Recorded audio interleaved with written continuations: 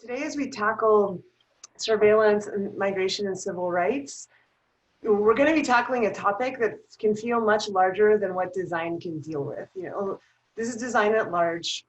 The Design Lab at UCSD is a program where we teach about human-centered design, how to incorporate human needs into the technological systems that we build. But what we're going to be learning about today and kind of really grappling with is these systems are the product of many, many designs. They are assembled together into really large machines, and so one of the things we'll be thinking about is what can we bring as designers, but then in what ways do we need to learn it to work in more ways than just design, as organizers, as activists, as analysts, as people who are taking care of our neighbors. So so don't get overwhelmed. We're going to be learning a lot today, but we're going to take one step at a time in understanding how we can take what we know and what we can contribute to these issues, and we're going to make the road as we walk on it. So with that, I also wanted to start with a land acknowledgement, because when we talk about migration, we also have to recognize that people have migrated and moved around for a very long time, but also those processes have been met with settlement and violence. So I wanted to acknowledge today that the land that many of us here who are in the San Diego area are gathered on is traditional and unceded territory of the Kumeyaay Nation. I want to pay respects to the citizens of the Kumeyaay Nation, both past and present, and their continuing relationship to these ancestral lands. So thank you everybody for being here. I wanted to start with a little bit of an introduction of our panelists, Jacinta Gonzalez and Ryan Mack. Jacinta is a senior campaign organizer with Mi Gente, and she's based in Phoenix, Arizona. Previously, she worked at Poder in Mexico, organizing the Rio Sonora River Basin committees against water contamination by the mining industry. And with Mi Gente, Jacinta, I've come across Jacinta's work as one of the leading voices in the movement dubbed #NoTech4ICE. There are many powerful voices, many powerful organizations associated with this movement. Science for the People, Tech Worker Coalition. Mi Gente is also one of them that has been pushing that. NoTech4ICE is a movement of workers in the tech industry who organize so that the systems they build do not contribute to the human rights crises we see at our border. Ryan Mack is a senior technology reporter in BuzzFeed News, and he's based in San Francisco, California.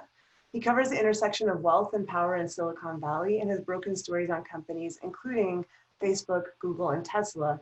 And recently, he's been doing a lot of powerful work researching and studying the links that one particular face recognition company, Clearview, has to a lot of our governmental institutions. So we're really lucky to have both of them here. Thank you.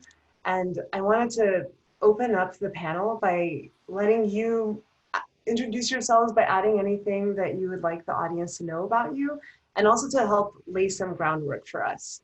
So I thought we could lay some groundwork recognizing that we have an audience of both kind of tech, engineering, and design people here. And we also have an audience of people who care about migration, civil rights, and are organizers. So why should people who care about design and tech ethics care about migration and civil rights? And why should people who care about migration and civil rights care about tech? So first, I'll turn to Jacinta. Thank you so much, Lily, for the intro, and thanks so much for the opportunity to be here. We're really, really excited and think that, one, it's such an important moment for this conversation, but also I think given Ryan's really important research on Clearview and the very imminent threat that they pose to kind of exasperate the situation, which is already so hard, just kind of make it a really, really important moment. So thank you for creating this space. As you said, my name is Jacinta. I'm a senior campaign organizer with Mi Gente. And Mi Gente is a national organization that is a political home for Latinx and Chicanx change makers that believe that we need a movement that isn't just pro-Latinx, but is also pro-Black, pro-women, pro-queer, pro-trans, because our communities are all of those things and many more. And so a lot of us that are part of Mi Gente have been doing work against deportations for a long time now, longer than some of us would like to admit. But through that process have really seen how tech and data companies are transforming immigration enforcement and really making it not only more hostile, not only more aggressive, but it's kind of expanding ICE's ability to not only surveil, detain, and deport, but also be able to start to act as a police force and a surveillance agency internationally. This campaign, we didn't create it because we know a lot about tech or we care about tech issues. To answer your question, why do we care? Because we have to, right? Our survival is on the line. And so for anyone who cares about policing, for anyone who cares about mass incarceration, for anyone who is watching immigration enforcement, tech and data are transforming the way that the government and the state is able to use violence against our communities to control them in many ways. And so we have no option but to be able to go in places where we've been fighting against cash bail, now we have to fight against algorithms. In places where we've been fighting against cages, electronic shackles or ankle monitors are being positioned as alternatives. When we think about immigration and deportations, surveillance is becoming something that is not only affecting folks that are coming to this country, but everyone at large. So I think we just kind of have to. And for folks that are thinking about design, why is this important? We're kind of the in real life scenarios, some of these hypothetical ethical conversations that people are talking about when they talk about data or when they're talking about function. At the end of the day, we can say, well, that won't happen. But we are in a political moment where we have an administration that has targeted immigrants, has a police force of over 20,000 agents that are going after everyone, and they have unlimited surveillance capabilities that are being designed by some of our students in many campuses like yours. So it's time that we actually start to listen to people who are directly impacted by these things, pay attention to how these tools are being used in real life, and from there we can actually come up with solutions and movements that can change things. So we kind of just have to, this is the conversation of the day and the place where we have to start to dig into ways of dismantling the types of power structures that are keeping our people down. Should I go? Sorry about that. Yeah, that was wonderful. Thank you. Ryan. Sure. So thanks for the intro, Lily, and great intro, Jacinto, as well. My name is Ryan Mack. I'm a reporter, senior tech reporter with BuzzFeed News. I've worked here for about 3 years. Before that was at Forbes magazine for about 5 years. With regards to the question about why tech should care about migration, I mean, you have an industry that was built on the back of migrants and immigrants. So many of the big companies here in Silicon Valley have been built by migrants. I think of something like Sergey Brin, for example, came from Russia, who protested back in 2016 when they started to close the border down to certain groups. And I think that's one of the reasons why people should care about migration when you're working at a place like Facebook or Google. And you got to kind of think about the history of Silicon Valley and how this place got built up. Yeah, I think that pretty much covers it. Okay. All right. So maybe just to kind of help us understand the issue, Jacinta, could you tell us about how do people end up undocumented and how old is this problem? You mentioned this administration, but my understanding is that, you can go back to the previous administration, you can go back 50 years ago to work programs in the US, you can go back 100 years. So could you bring us into that?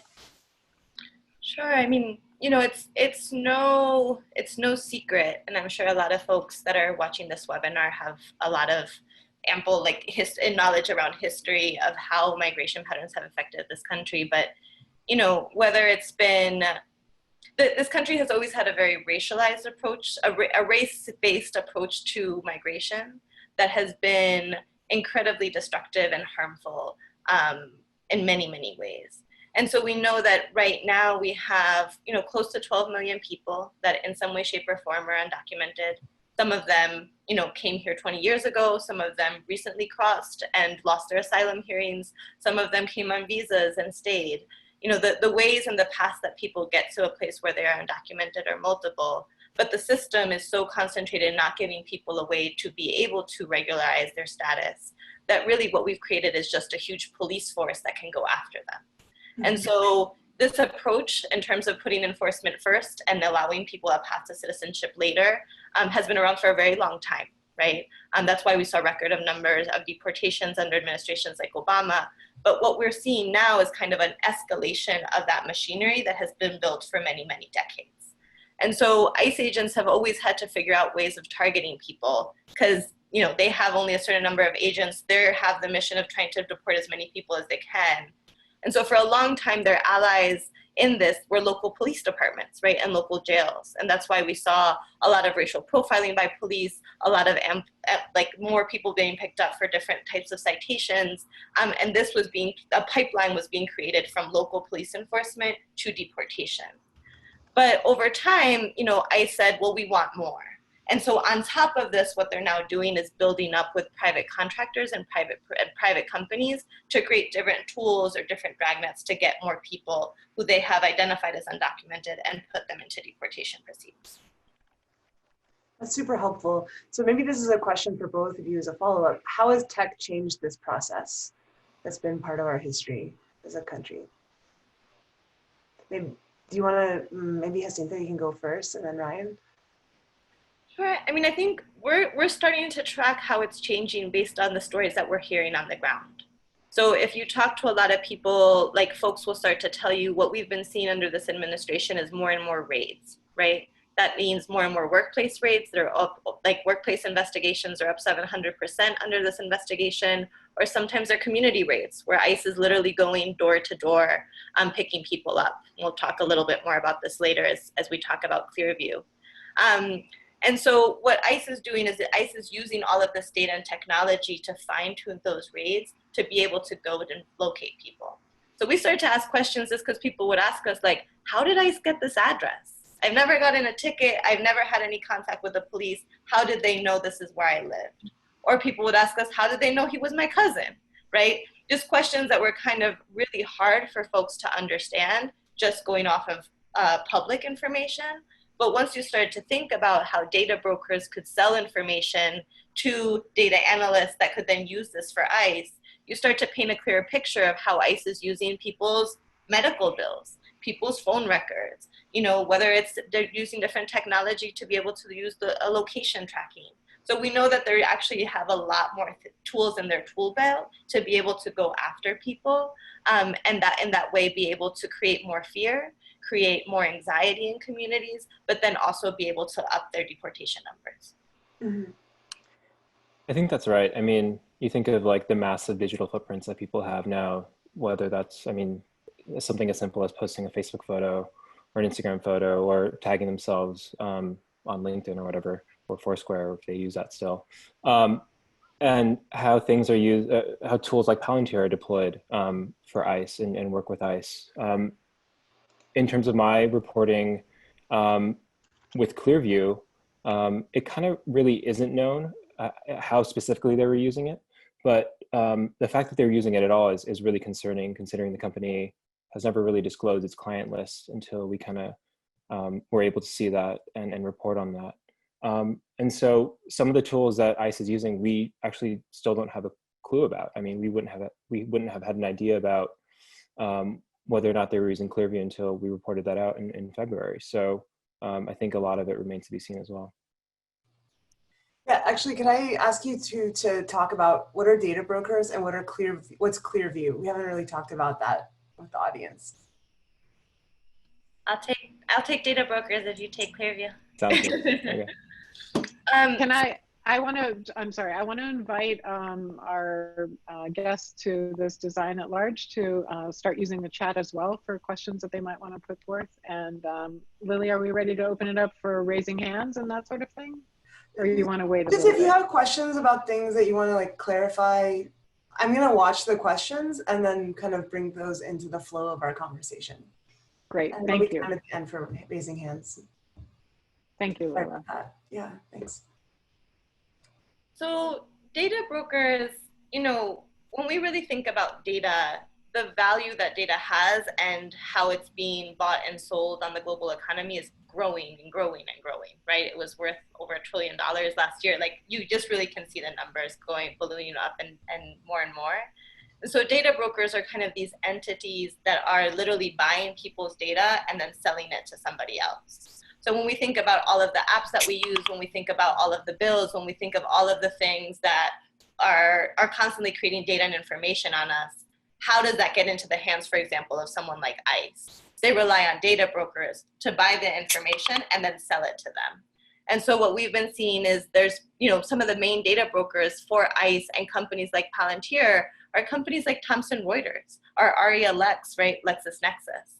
So, folks can go to Mijinte's Twitter. We have a video that we've been sharing out about how Thomson Reuters works as a data broker, because we know that they have their general meeting, right, where shareholders are going to be able to vote on a shareholder proposal against their contracts with ICE on June 3rd. So this issue of data brokers is really, really important, and really talks about how the pipeline of everywhere from like when you get your cable bill to having it be part of the way that ICE proves your address, data brokers are a key part of being able to sell and buy that information. Cool. I'm going to Clearview now. Clearview is was a little known company that we have been reporting on. I would say I probably started looking at it back in June of last year. But it was this little known startup that claims to have basically created a database of more than 3 billion photos that they've scraped from places like Facebook, Instagram, Twitter, LinkedIn, Venmo, as well as YouTube and a lot of like millions of other websites around the web. And they've taken that database of photos and used that to train a facial recognition system. So that system, we found out later, is being sold to anyone from ICE to Macy's, the retail store, to the DHS or the FBI. And what they say is that their facial recognition is highly accurate, and it can basically identify anyone. You can take a photo of someone on the street or at a bar, and it can help, and that tool can help match them and identify them within seconds. In demos that we've seen from folks, you basically hold the camera up to someone, take their photo, and then it'll spit out photos that it scraped from the web. And that isn't just photos that maybe you've posted on Facebook or you've posted on Instagram, but maybe if you're in the background of something, or if you're in an old photo that you kind of forgot about that your grandma posted, they claim that they'll be able to find that. So yeah, that is Clearview. It was kind of unknown, and then a New York Times story broke their existence back in January, and we kind of followed up on that with some of our reporting. So is it fair to say that if we have our photos on Facebook, we are contributing to the kinds of deportations that are happening right now? I think it's a stretch, because I don't know if what specifically ICE is using it for. We do know that ICE has been using Clearview for certain things, particularly ERO, which is enforcement and removal operations. But I'm not clear as to specific examples of them using it to maybe deport someone. But yeah, if you've put your photos on Facebook and they're public and anyone can access them, then it's likely that they've been scraped and used to kind of train this algorithm that is spitting out, I guess, matches for ICE. Yeah. Yeah, and one of the things that you said that kind of caught my attention is that it's really hard to know what ICE is using, which technologies they're using and how. In San Diego, that's actually been a really big challenge with surveillance technologies, and there's movements in many cities to get big surveillance ordinances that create transparency and accountability around the acquisition of this tech.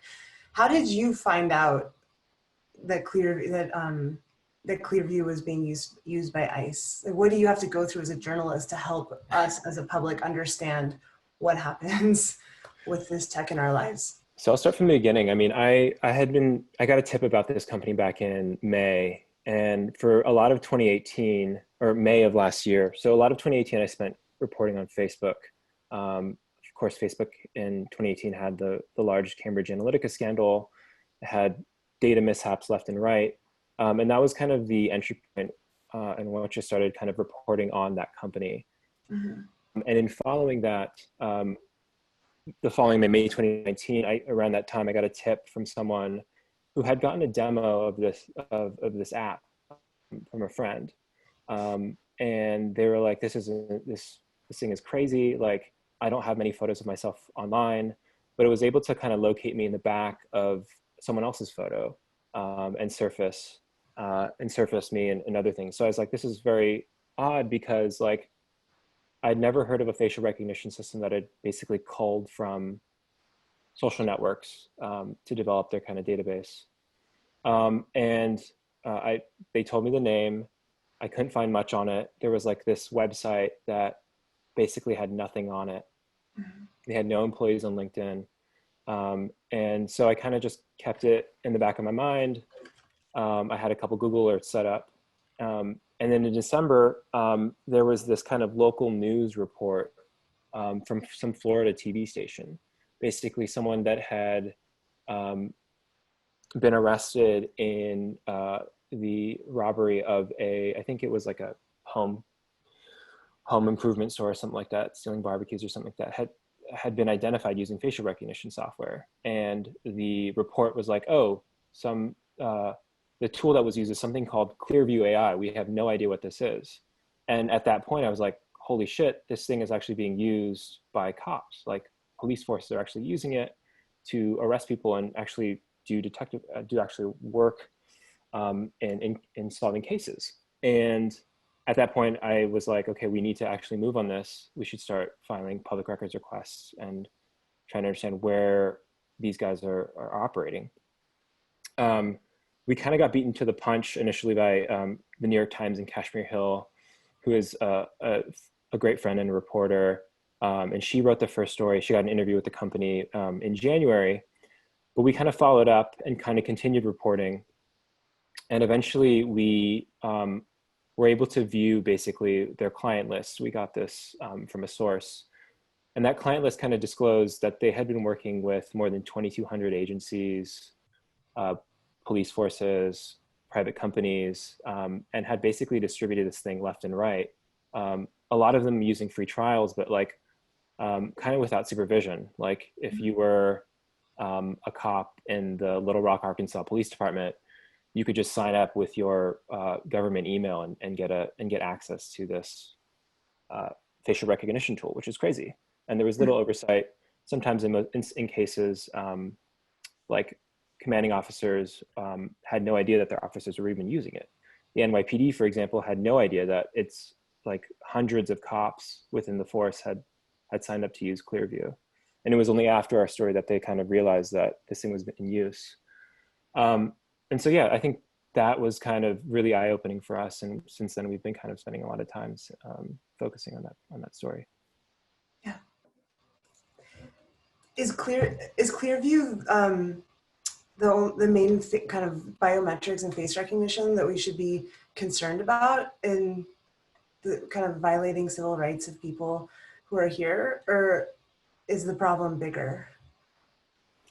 I mean, there's dozens of facial recognition companies. I think what makes Clearview so unique is how blatant they are in terms of saying, we took your photos that you put on Facebook and Instagram.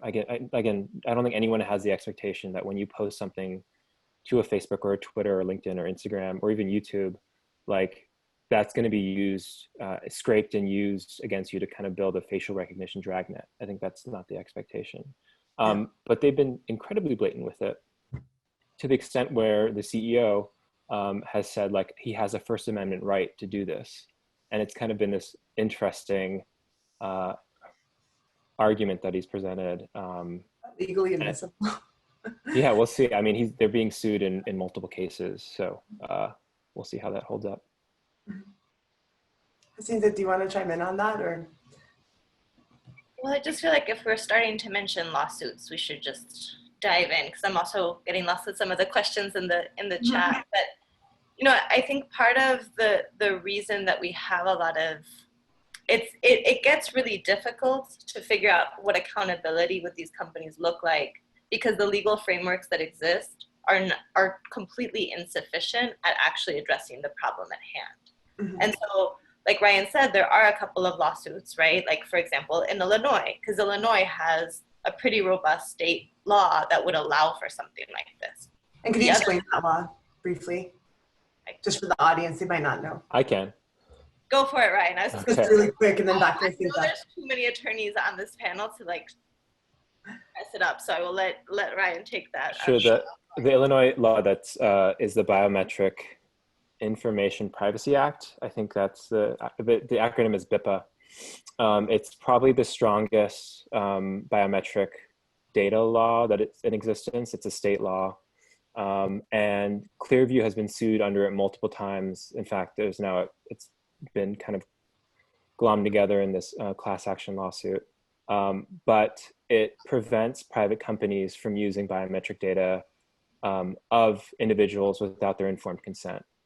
So that has been, even in lawsuits in like New York, for example, that have been brought against Clearview, they've cited BIPA as the reason why they've taken Illinois residents and said, we're suing under this law. And that's what Clearview is kind of facing. But there is no federal biometric privacy law like that. And so people have been looking to Illinois as a kind of standard for that. And so with that climate, you have states kind of trying to take their approach, but at a federal level, we don't have a ban on facial recognition technology. We don't have any sort of privacy laws. And then to make things even more complicated, a lot of these tools that are being sold to law enforcement, they're actually very strategically saying that they're for investigation purposes and not to be used in court. And so we have this really tricky situation where ICE agents, other federal agencies obviously have access to the information to find you, but then the way that they proceed in court, they're able to cover up their tracks, able to proceed on their own terms. And then that means that there's no way of actually challenging it. And so these companies are literally a way for these federal agencies to go around any sort of constitutional protections. And that makes it even more difficult to figure out the way of doing that. So I know some folks are asking, well, can't we just buy the information and use it ourselves? I mean, I think one, there's like the ethical reasons of like how you get the information, but I also want to be very clear that we're talking about millions of dollars, right? So it's not like they buy the information from Thomson Reuters for, $100. It's like $50 million to constantly be bringing in information. And then it's hundreds of millions more dollars for data analytics for companies like Palantir, and then much more money for companies like Amazon. So there is also just this perverse incentive to be able to continue to expand this, even though there's no legal framework to be able to contain it. Yeah, I mean, there's a lot of work left to do, kind of on a policy level, not just a kind of I think there's some people who try to frame this in terms of algorithmic bias and technical approaches. How do those efforts to rein in tech fit given the magnitude of the problem that you're talking about, kind of the fairness, accountability, transparency approaches? Like, for example, in California right now, there's a AB 2261 is a law that regulates face recognition. It's a bill that regulates face recognition. It has auditing requirements to make sure that the algorithm doesn't misidentify women or people of color more than the general population. But is that going to take us any step away as you see it, or is that just a distraction? I don't know if they're distractions as much as they're just not.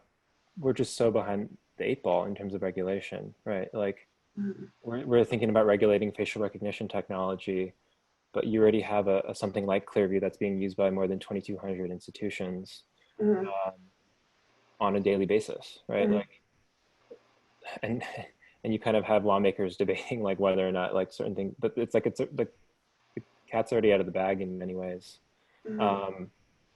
So we're kind of relying on these like this BIPA law has been in existence for like, I think more than 10 years now. I forget the exact date of when it was published or passed, but yeah, I feel like it's I don't know if there's if there's like a legal way of addressing this or a law way of addressing this, but. I mean, I think the unfortunate reality is there's not a one law way of approaching this. We actually do have to reconfigure the way that we imagine data privacy, data ownership, and policing. I think at the end of the day, part of the reason why this is also a design issue or why this is an important issue is ICE as an agency is completely unregulated, completely rogue, and committing human rights abuses every day. And so we have to also understand that we have to approach it from that framework. At this point, we don't also have a lot of legal limitations to be able to bring accountability to that agency. And so that kind of complicates the issue when we can't untie the two or pretend that they don't have to do with each other, right? If we have an agency that is completely rogue, that is going to be deporting people without any due process, and you give these types of tools and technology, it's going to exacerbate the problem. So we can't come and regulate and kind of tinker with the fine lines of how and when they can use it. We actually have to look at the bigger picture of, if you have a policing agency with no accountability with this type of access, this is the reality that we're going to have to face.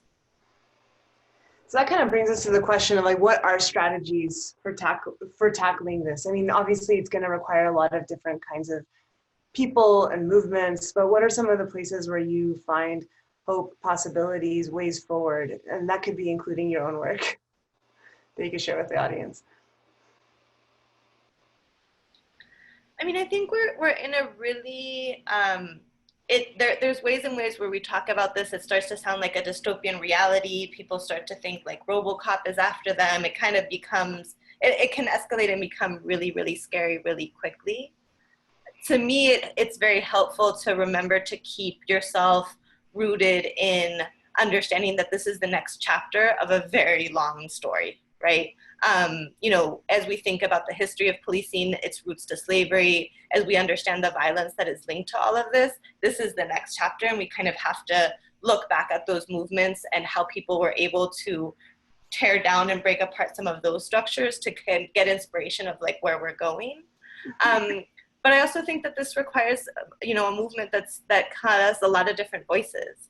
You know, through No Tech for ICE, what's been really exciting for us is not only organizing with, you know, immigrants who are being attacked by ICE, but also working with students on different campuses that are fighting against recruitment from these companies or pushing back against these companies having presence in their classrooms with their professors. You know, working with investors, having unions in Canada file shareholder resolutions against data brokers is an exciting moment that I don't think we would have ever imagined just a year ago. You know, it really includes, you know, professors and academics that have said that they won't take sponsorships from these companies, you know, and it takes literally thousands of people showing up and protesting against these companies and thinking about what a corporate accountability strategy looks like, in addition to holding the government's feet to the fire for how they're treating immigrants in this moment. So I think it really is about being able to create different avenues for people to, you know, come out and speak about these things. You know, we've seen when tech workers themselves also participate in the fight, what can happen, right? There's many examples of what that can look like. And so we think that there's just, yeah, a lot more inspiring work that can happen there. Can you say a little bit more about the tech workers and what can happen there? I mean, some people might not be familiar with what you mean. Sure. I mean, I think we've seen in many companies, tech workers that oppose their company's contracts with ICE start to organize internally and push back. You know, sometimes that looks like collective sign-on letters. Sometimes that looks like being a whistleblower and going public. Sometimes that means, you know, trying to get more information about a contract internally and being able to talk about that with organizers. You know, we've seen is more and more we're having tech workers ask themselves these really difficult questions and figure out how to engage, and are connecting with movements too to be able to have more strength.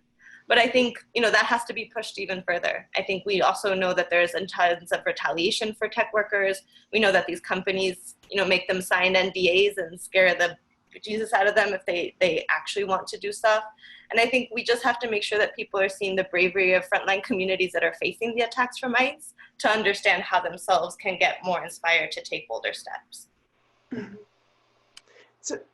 So with frontline communities that are fighting ICE, especially at the, you know, in many of our border regions, how are they taking up tech as you know, as part of the battle that they're fighting? And how does it, you know, what are the challenges they face in taking on tech? What are the success stories and the strategies for bringing tech into a strategy that's about fighting for kind of rights of people in border regions? I mean, the biggest challenge for this is, as Ryan was saying before, the first thing is to be able to even just find things and uncover them and expose them and be able to name and shame companies that are participating in this. You know, companies like Anduril, companies that are trying to engage in sort of more a militarized border, are doing these contracts under the table, kind of trying to make sure that people don't know. So our first job as movements is to be able to expose it. But I think we really have to understand it's the history of it. You know, folks in border communities have been fighting against militarization of the border for a very, very long time. And this is kind of the next phase of that. So I think it again is like there's particular strategies that people take, but it's part of the ongoing process of being able to say that we actually have to reconfigure the way we think about borders, reconfigure the way that we think about border patrol, and actually be able to have a richer conversation about what actually keeps us safe. And that goes for, you know, politicians on both sides of the aisle. When Trump is talking about his brick and mortar wall, the first ones to clamor for a digital border wall are Democrats. And so I think we also have to be able to push back on all politicians for folks to see that any more dollars in the hands of CBP or ICE, any more contracts with these agencies is just going to further militarize and criminalize immigrants, militarize the border and criminalize immigrants, and won't actually help the problem at hand. What you said about imagining other ways for us to be safe together seemed really powerful to me, because, you know, for me, like having trained in computer science and then having been a designer, it's like by the time I got involved in something, it had already been framed as a technical problem. You know, like they're keeping people safe by measuring them, or like giving them feedback, or the Android Ring devices that are now being, you know, pushed sometimes in collaboration with police. So, you know, for people who are working or learning at a nexus where things are already coming to you and it's already technical, like what advice do you have for opening up our imagination about, like, what are the other ways we should be feeling safe? What are the ways that, like, the technical problems, like, already kind of limiting me and pulling me into looking at the problem, perpetuating the problem in a particular way, if that makes sense?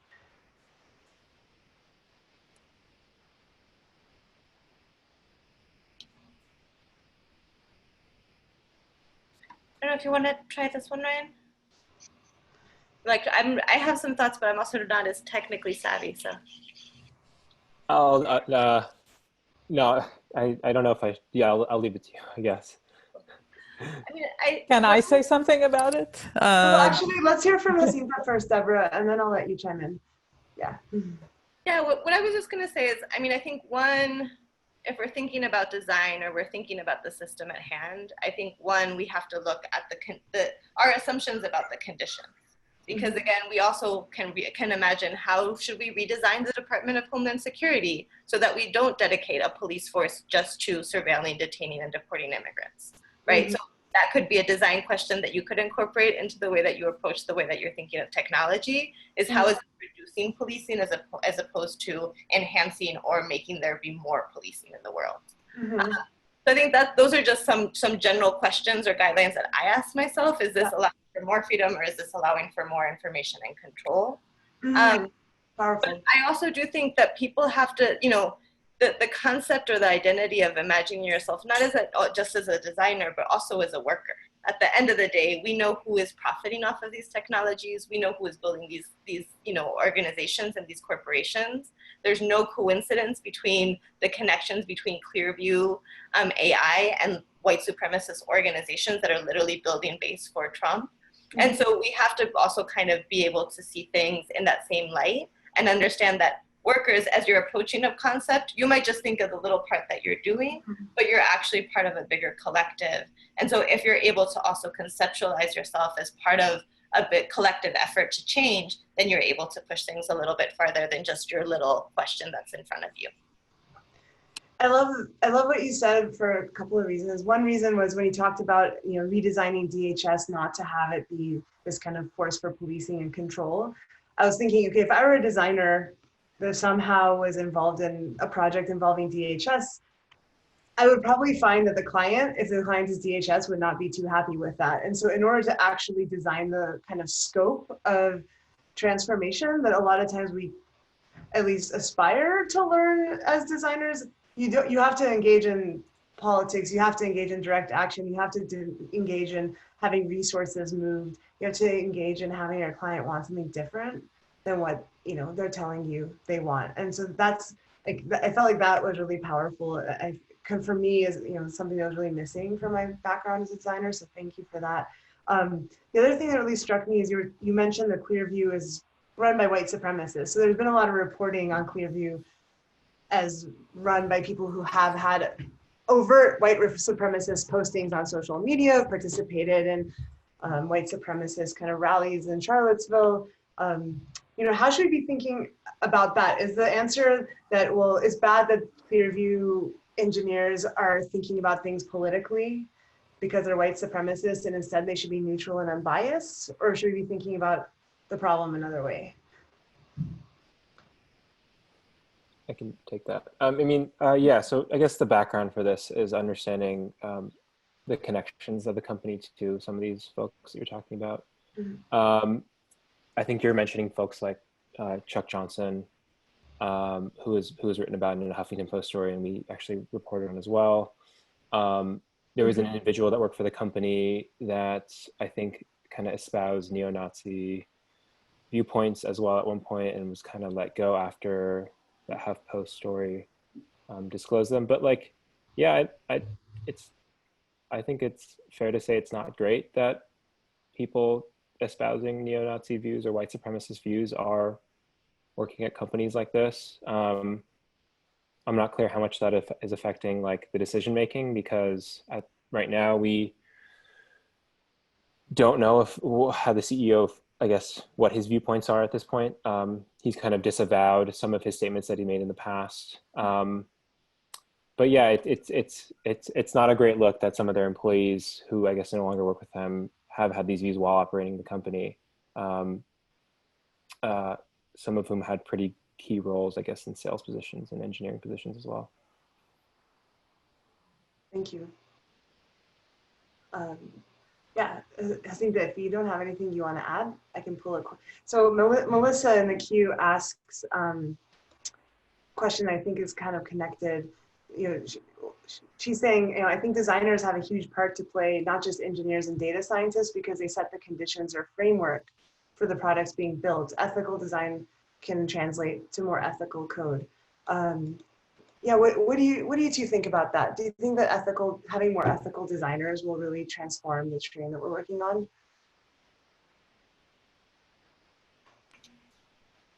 I think it can help, but I do think that, some of your questions around when your client wants X, Y, or Z, that determines what you get to work on and how you get to design it and think about it.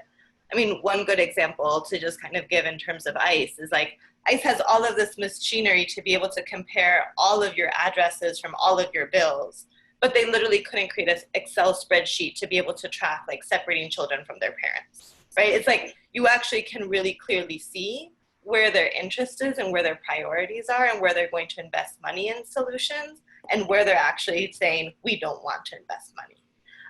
And so I think it's important to just really hold that in terms of when we're thinking about design, because it's not just the design itself, it's how we're thinking about technology contributing to society and what we think of it as a problem, right? So if we think of immigrants as problems, so yeah, it might be that the connections to white supremacy don't mean that every decision you make is marked by that. But your whole entire premise of thinking that you should create something to target every undocumented immigrant in the US already is actually very ideological. And so I think we have to really kind of call that out and show that that is happening so that then we can really be able to get to it. Yeah. We have a comment. Oh, sorry, Ryan, did you want I was just going to say, like, I think designers should also think about like the unintended consequences of what they're making, right? Like if you're at Facebook or at Google, like, is something that you're designing now, could it be used down the line to do something else that you didn't intend? And that seems kind of obvious, but like, I don't think people that created Facebook photo sharing tool thought they'd one day be contributing to a database that's 3 billion photos strong and being used by ICE and CBP and the FBI to help capture people, and so like, is it easy to like envision those like possibilities online? I don't know, but like, it's definitely something you should like wonder if you're designing products for the future. Like, can I be contributing to something that I don't intend to or don't want to down the line? Yeah, we have a comment in the chat by Rick who talks about some people might not share some of the assumptions that we're making in talking about this, that I'm not gonna, that people share the assumption that immigration is something that should be allowed freely. I'm gonna rephrase it in a more respectful way. So I wanted to take a moment to kind of recognize that and to talk about why this is bigger than whether someone is documented or not. You know, as an Iranian American, like I know I have friends and family members who, after 9/11, their name ends up on a no-fly list. They show up at the airport, they're not able to fly on the flight for which they have a ticket. A friend who's actually at the University of Chicago, and there's this opaque system that regulates who gets to move and who doesn't, that targets people based on guesses that are made based on race. And in some ways, if immigration is in some ways a system where enforcement on the ground is based on guesses about who's good and who's evil, then we have this really thick technical stack that's making those guesses something that now we say algorithms can do, and they can do it faster, and we can speed up breaking people's lives apart based on those guesses. But so I don't think that this is a question. I don't think the conversation we're having is about whether immigration is good or bad. We're having a conversation about how the history of who culturally we guess is good or bad, which is the history of racism, is getting amplified through these technologies that are embedded in institutions that are meant to focus on people as dangerous to be deported. I don't know if anyone wants to, Ryan, I think they want to add something to that. I just felt like I had to kind of, speak to that, because there are probably people in the room who are thinking along those lines. And if you have anything that you want to say to folks who have that view, I'd welcome you to. I mean, to me, it's a little bit, I've been trying to track the questions in the chat, so I haven't been able to get all the nuance of some of the comments and things, but did see some folks asking about, should we change immigration laws or immigration enforcement, which goes first? How do we kind of approach it? And it would be a very long webinar to talk about all of the attempts and the failed attempts for immigration reform in this country and in the last 20 or 30 years in terms of getting us to this place. But I do think that we just, as a society, have to take a big picture view of what we're doing and understand that we are contributing billions of dollars to creating up a surveillance dragnet and infrastructure that is going beyond just the issues of immigration at hand. It actually is around the role of government, the role of policing, and how we think about our information and our ability to participate in society. And so I do understand that folks might have different, ideas around immigration. Obviously, I have my own, and Mi Gente has its positions that we've taken historically. But even if folks disagree with some of those issues around policy, there's still issues around how we're investing money and this relationship between private companies having all of our information with little to no accountability and sharing it with police agencies when there is no framework to actually make sure that there's a preservation of our fundamental rights. So even independently of the immigration issue, we have to look at that. But then we do have to look at this administration, what has been the role of immigration beyond just talking around, again, the nitty-gritty around policy, and think about it's been used as a racialized way of being able to divide America to push a particular agenda, and to not only affect our democracy and our policing state, but also just our entire economy. So I think that we just have to think about it in broader terms. Thank you for that. Yeah, I just wanted to add a story from, I think a friend of ours, Brian Hofer, with Secure Justice up in Northern California, told me this story about how he and his brother were driving down Highway 5 and they get pulled over by a police officer. The police officer pulls Brian out, slams him on the ground, handcuffs him, because he says that the car that Brian is driving is stolen. And it turns out that there's an automated license plate reader that the police officer was using. It misread the license plate. And so the police officer took that algorithm as the sign of certainty rather than going through a process of trying to establish, who does this car belong to? Who are you? Let's actually have a conversation.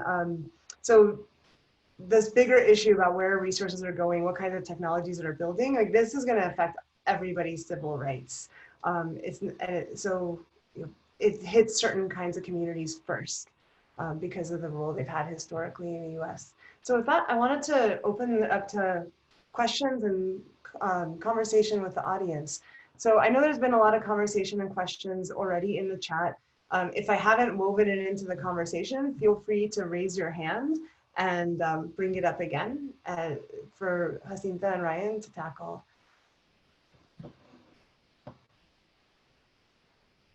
Let's see. I'm looking for raised hands. I'm not seeing any right now. So I think that I just wanted to comment really quickly. I'm thinking about my design students and how they go forth in thinking about all these kinds of issues as well as in their design practice. And I've been thinking, so they have to really think about what companies that they might work for. They have to really think about how they could be part of movements for these things, and maybe choosing what projects they work on or what projects that they don't work on. But one of the things that Lilly just said that I thought was really interesting is the certainty, right? A lot of technology that we put out into the world has this sense that it's more certain, that it's more correct and more right than human decision making and things like that. And so oftentimes we do this thing like we overtrust a particular technology, right? And so maybe as designers, we can start to think about how do you design something so that people who use it have a more calibrated sense of how much they should trust a particular technology, or a calibrated sense of certainty with these technologies as well. And it's just I don't know, that was just an interesting thought for me. If I could comment just to contextualize it also as part of the series. So there are a couple of things that came up. One is Jim Holland, who's one of the major people in the design lab, likes to remind people who design technology to think about what humans do before that technology was created. So a lot of times when we think of doing technology, we think like we're bringing in some new thing that can't be done. So there is a humility there about bringing back the human into the loop in a very important way. I think for this series, what we've seen is focusing a lot at what happens around UCSD in areas that are not typically considered design, but now we see, Lilly Irani, who's one of the most prominent design thinkers at UCSD, to see her passion for issues that are related to it. And what she's chosen to do is bring something that's just outside UCSD, which is that we're a border town. And a lot of times people can go through a UCSD education without paying any attention to it. Mm-hmm. And just a plug for next week, we'll have Antoinette Mayer from Sandag, who will be able to, again, take us a little bit beyond what UCSD is doing and see how that relates to our lives. It's wonderful. Did Sejal want to ask a question? Yeah. Or I could, okay, great. Yeah, thank you. Thanks for all of you for this great panel. So Ryan, this is actually a question for you. We've talked today a lot about accountability and holding policing agencies accountable.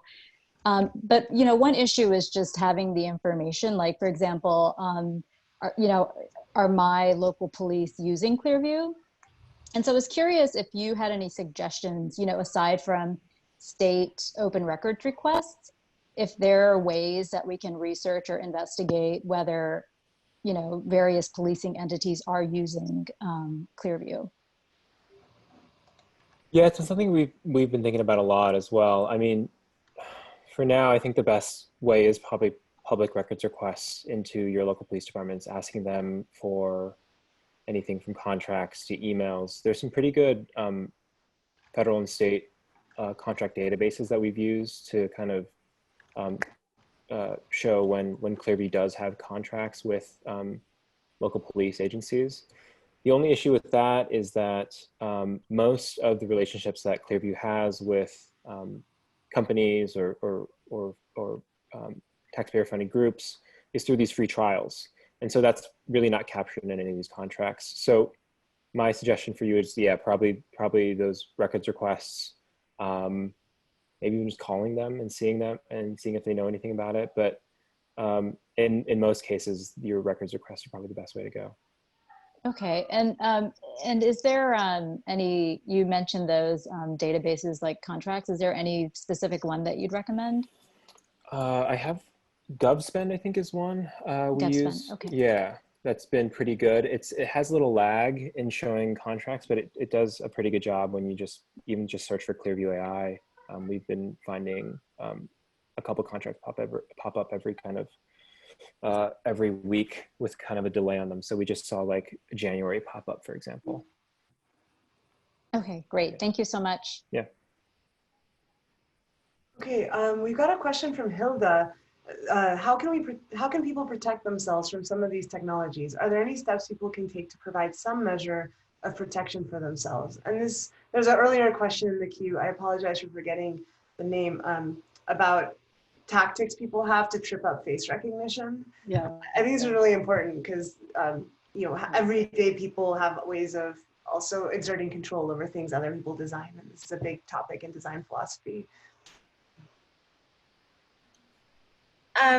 So I'll just say there's a bunch, so I'll say on two fronts. I think on one front, there's how do we protect ourselves as organizers and activists and people who are starting to learn more about this and care about this.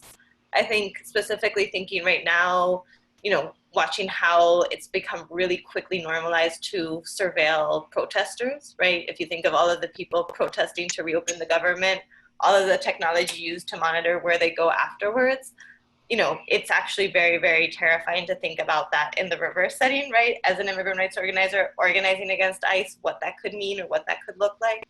So I do think that in general, we have to have heightened security protocols, and it's not just about making one little edit or like turning off your sharing thing. It is actually leave your phone at home if you're actually organizing and protesting, and we do have to internalize that and think about how we're going to approach it from that place. In terms of individual people protecting themselves, we've created a lot of different tools that exist out there, including our popular education materials that I would really encourage folks to go out there and use. You can find them at notechforice.com/pop-ed, and we'll put the links in the chat right now. But it's really hard for people to do this because there's so many sources of data, right? We were sharing about some cities like Austin. The utility company shares information with a data broker that then gets into the hands of ICE. And so if you don't click I consent, you have to choose between turning on your electricity bill and giving out your information. And so there's a bunch of different examples like that exist for people. And so I also think as much as we are trying to give people options of things they can do to be safer, again, going back to this notion of technology is safe, technology is neutral, technology will solve everything, we have to get people to understand that it is actually, we have to be hyper aware and hyper vigilant because the technology is changing constantly and they're able to have access to different things. So I think that we have to be able to think creatively about protest and think creatively about how we're pushing against deportations more broadly to be able to actually protect our community. I have a kind of pessimistic answer. I honestly think it might be too late. I mean, something like Clearview, for example, if your photos were ever public, they've scraped those and taken them and ingested them into their database. There's really no taking that back. And there can be litigation, and that litigation will probably be fought out over the next couple of years. But there's really, I don't know what you can really do. I mean, all these companies, Facebook, Twitter, Google, they've all sent cease and desist letters to Clearview, but it's unclear if they're actually even complying with those, or if that's just kind of a forward moving thing, and whatever happened in the past stays in the past. I guess moving forward, you should be more cognizant of what you post publicly. Always check your privacy settings. I'm super pessimistic about what's already happened. So yeah.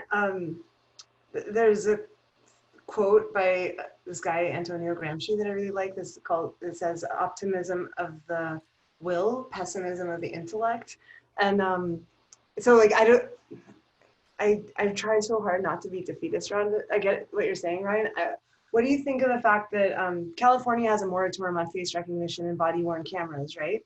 And then that actually got used to shut down a handheld device face recognition program that SANDAG here in San Diego had been funding since 2013.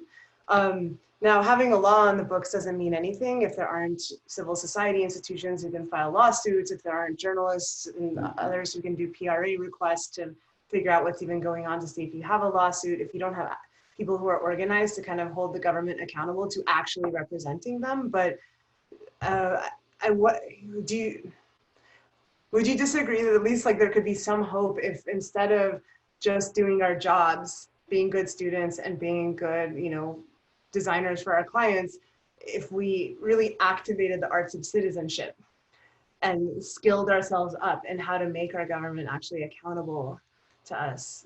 Democracy is just not given. I don't think we should be like nihilistic about it, but like, yeah, I don't know if there's like a solution for like taking back what Clearview did, short of like pursuing litigation that a lot of plaintiffs are pursuing to basically get them to shut down. I don't know. Yeah, it's definitely the kind of $1 million question. I mean, I do think I tell people we're definitely 100% in a David versus Goliath type of moment where it can feel incredibly intimidating. It can feel incredibly, scary and kind of like there isn't necessarily a hope. But I also think that we're kind of in this starting point where people are starting to understand the connections between all of these issues. I mean, if we really think about what these ginormous transnational tech and data companies are doing, right? They're transforming not only our economy, not only our democracy, and not only policing. But this isn't going to be something that we solve by having one privacy law that addresses facial recognition scanning, right? It's actually thinking about how these corporations have more power and more control and more information on us than we do. And so how do we flip the switch? And so in that, I find a lot of inspiration, because then you can say, actually, there's a very clear alliance here with, workers at Amazon who are protesting, or gig workers who are protesting, or, folks that are talking about, our right to vote and having a fair election. And so we can actually start to build. I think we're just in a political moment where we're starting to add things up, but we're starting to see that the connections go further than our issue area. And so I think our inspiration can come from we have to build very big to be able to change this. But because it's so big, we have so many allies around us. It's just actually about forming those connections and making sure that the conversation is big enough to include all of us and doesn't, again, get dominated by the same voices that, to be very honest, created the problem to begin with. The really ironic thing here, in my view, is that I think one of the best, or at least users' best hope against something like Clearview is a Facebook or a Google or a Twitter actually enforcing their terms of service and seeing what they can do to protect their users. Like fundamentally, you would think that Facebook has every interest in protecting the photos on its platform and making sure that something that your grandma posted or you posted from like a party in college didn't end up training, again, this facial recognition dragnet. Like Facebook should have every interest. They should want to protect your data in this case. And so maybe there's something there, but I've been kind of watching them and asking them for doing anything. So far, they've just kind of sent letters. They haven't really committed to taking action against this company. And I felt that's just kind of bizarre. That's interesting.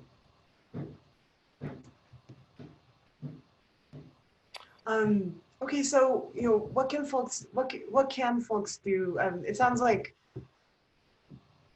Jacinta, the way you put it, we're just starting to put the pieces together, understand how these technical and institutional systems like kind of filtered through our culture work, and we're going to be working on figuring this out together for the next 10, 20 years. So everyone in the room, if you're not involved already, get involved. We need you. But in the near term, what are some calls to action, things people could get involved?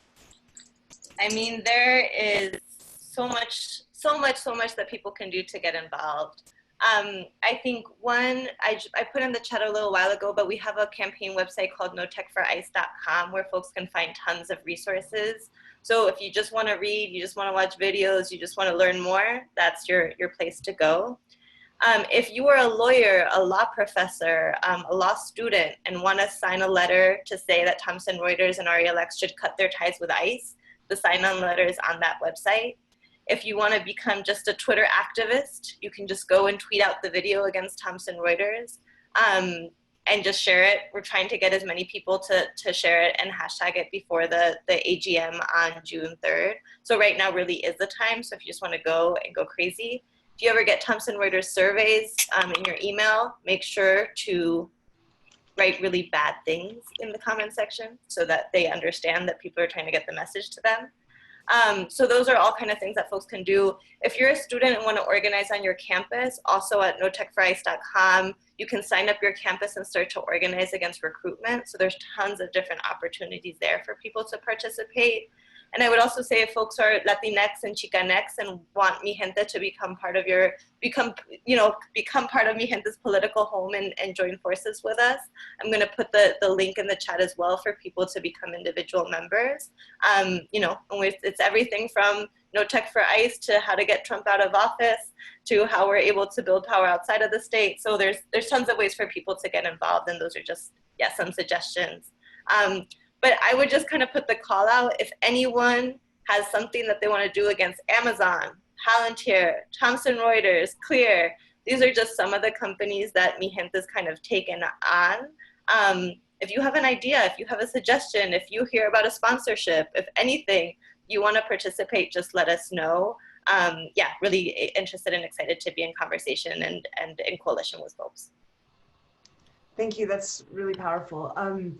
There are a couple of questions maybe to close about COVID and how does COVID and the conversation that seems to be framed around the trade-off between privacy and welfare is what one economics paper called it.